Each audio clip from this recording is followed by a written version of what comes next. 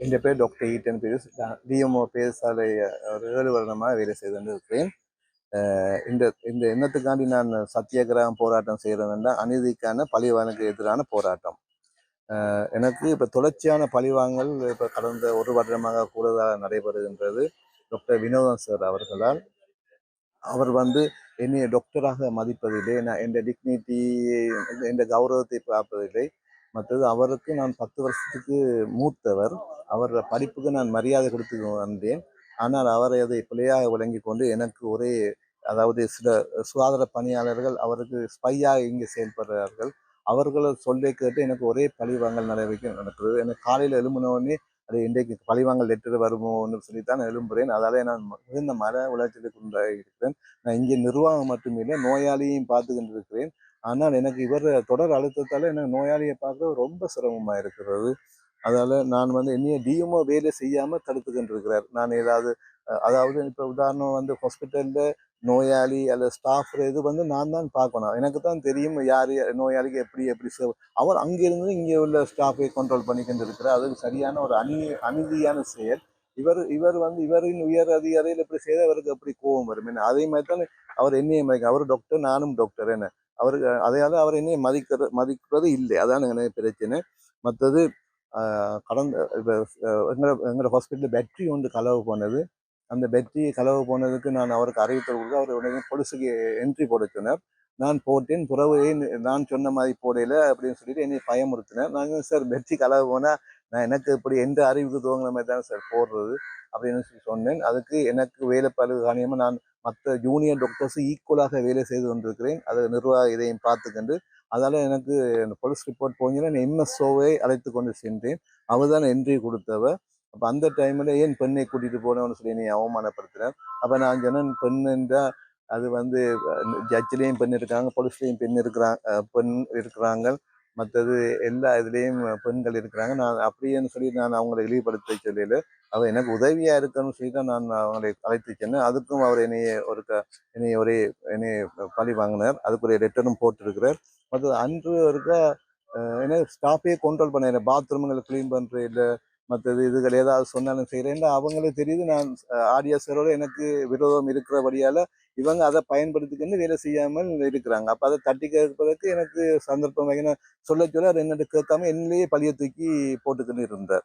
அப்போ அன்றைக்கு இன்னொரு இடத்துல எங்களுக்கு அன்றைக்கு நான் 1:30 போல நான் இரவு நேரம் இரவு ஒன்கோலுக்கு வந்த போது அங்கே லேபர் ரூமில் இப்போ கடந்த ஒரு வருடங்களாக லேபர் ரூம் பேஷண்ட் இல்லையே, அந்த நேரம் ஏசி ஓடிக்கிட்டு இருந்தது. அப்போ நான் அவதானத்தை விட்டு நான் உடனே அந்த நேரம் ஏஜென்ட் கேஸ் ஈட்டியோடு இருந்தபடியாக அதை பார்வையிட்ட பிறகு ஒரு மணித்தில் அந்த பேஷண்ட் மினக்கட்ட பிறகு நான் பார்வையிட்டு அவருக்கு வைத்தியம் செய்த பிறகு நான் திருப்ப போகிறேன். அந்த ஏசி இன்னும் ஓடிக்கினே இருந்தது. அப்போ நான் பார்க்கும்போது அவங்க 2 ஸ்டாஃப் வெளியே இருந்தாங்க, ஒரு எஸ்ஹெச்ஓவும் ஒரு சுகாதார பணியாளரும். உடனே நான் என்ன செய்தேன், உடனே அவங்கள வெளியே நிற்க சொல்லி போட்டு நான் லேபர் ரூமில் போய் அந்த ஏசியை ஆஃப் பண்ணிட்டு வெளியே வந்துட்டேன். உடனே அந்த எஸ்ஹெச்ஓ என்ன செய்தால், நான் அவை உள்ளுக்குள்ளே வச்சு அவை லேபர் ரூமை படம் எடுத்தோம்னு அவை ஆடை மாற்றினது படம் எடுத்தோம்னு குற்றச்சாட்டை விட்டார். உடனே வளமையாக எனக்கு யாராவது குற்றச்சாட்டு சொன்னால் உடனே இவர் என்ன செய்வார், எனக்கு உடனே என்னையை விசாரிக்க ஒன்றுமே செய்யாமல் டக்குன்னு கடிதம் அடிப்பார். இந்த முறை கொஞ்சம் ஒரு ஒரு சமத்தியமாக எனக்கு ஒரு இன்கொயரி ஃபார்ம் உருவாக்கி அதில் அசாத் சேரும் இன்னும் திருமதி யோகவதனியும் சரினா என்ற 3 பேரும், மிஸ் சரினா 3 பேரும் திறம்பட என்கொயரி செய்து நான் குற்றமற்ற என்ன குற்றம் செய்து பயப்பட குற்றம் இல்லை, அந்த ரிப்போர்ட் எனக்கு வேணும்.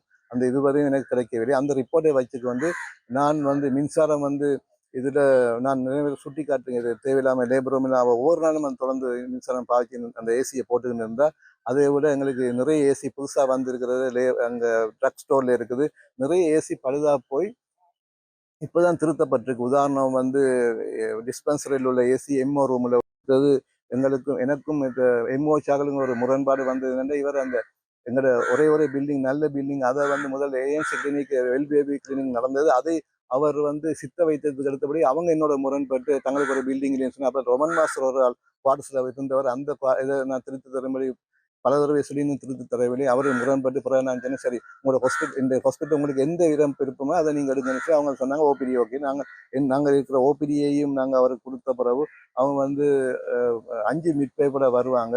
வந்து எங்கிட்ட 2 மீட் பை இருக்குது. அந்த 2 மீட் பையும் எப்படி கேட்டா, அது வந்து நான் எப்படி குடுப்பது? எனக்கும் ஒரு மிட் வைஃப்ல வேலை இருக்காங்க, கிளினிக் வேலை இருக்கணும்.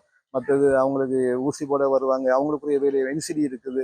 அதெல்லாம் விட்டுட்டு எப்படி நான் முழுக்க நேரம் அவங்களுக்கு குடுக்க முடியும்? அப்ப நான் சொன்னேன், எங்களோட வேலையும் பார்த்துட்டு உங்களுக்கும் அந்த ஃப்ரீயா இருக்கிற டைம் அவ வருவான்னு சொல்லி, அவங்க எனக்கும் அவருக்கும் இந்த இதால முரண்பாடு வந்து, எனக்கு எதிரா அவங்களும் போட்டு அவர் டிஓம்னு மதிக்காம அவங்களுக்கு தான் சப்போர்ட் பண்ணிக்கிட்டு இருக்கிறேன். இதெல்லாம் அது உண்மையா டிஓமா மதிக்க டிஓமா இங்கே வந்து இன்சார்ஜ் நான் தான். இப்ப என்னைய மாதிரி இன்னொரு ஜூனியர் டாக்டர் சொல்ற கதையெல்லாம் கேட்டுட்டு அவர் எனக்கு எதிராக செயல்படுகிறார். இது சட்டப்படி உண்மையா புரோதமான செயல். மற்றது சில நேரத்துல ஏதாவது நான் கேட்கறது ஒன்றும் செய்ய மாட்டேன். சும்மா மரங்கள் எதுவும் காத்துக்கு விழுந்து அதை மட்டும் என்னைய துப்புராக்கி சொல்லுவார். அந்த நேரத்தில் மட்டும்தான் அவர் எந்த உதவி அவருக்கு தேவைப்படுறது. அதுக்கு நான் அவர் உதவியை கேட்பேன். நீங்கள் வந்து அந்த மெஷின் தாங்கோ, மற்ற உங்களுக்கு மெயின்டெனன்ஸ் இருக்கிறாங்க, உங்களுக்கு வளம் இருக்கு, அதை தந்தாலும் மெஷின் தர இல்லை. இங்கே வச்சு யாரையாவது காசு கொடுத்து வாங்கி செய்ய சொல்கிறார். அதுக்கும் இப்போ கொடுத்து அவர் காசு தரவில்லை. அப்படி நிறைய பிரச்சனை இருக்குது. யாராவது தலையிட்டு எங்களோட நான் வந்து உண்மையாக கேட்குறேன்னு வந்து உண்மையாக மனதார கேட்கிறேன். நான் நோயாளிக்காண்டி தான் பாடுபடுறேன். நோயாளிகள் எங்கிட்ட இருந்து திறம்பட செய்யணும். நாங்க 4 கட்டடத்துல 3 டாக்டர் தான் இருக்கிறோம். அப்ப எனக்கு இவர் எனக்கு சொல்லணும், ஒன்றுல நான் பென்ஷன் போறதா, அல்லது எனக்கு ஓவர் டைம் தருவாரா, அல்லது எப்படி வட்டிக்கிட்டு இருப்பாரா, பழி வாங்கிட்டு இருப்பாரா, அல்லது என்னை என்னை பென்ஷனுக்கு விடுவாரா, அல்லது என்னை வேற ஹாஸ்பிட்டலுக்கு மாற்றுவாரா, அல்லது என்னை டிஸ்மிஸ் பண்ணுவாரா, எனக்கு என்னென்னு விளங்குற ஏதாவது சொன்னாலும் எனக்கு அவரை தெளிவுபடுத்தி போது அவர் இதை செய்ய சொல்லி நான் தாழ்மையுடன் கேட்டுக்கொள்கிறேன்.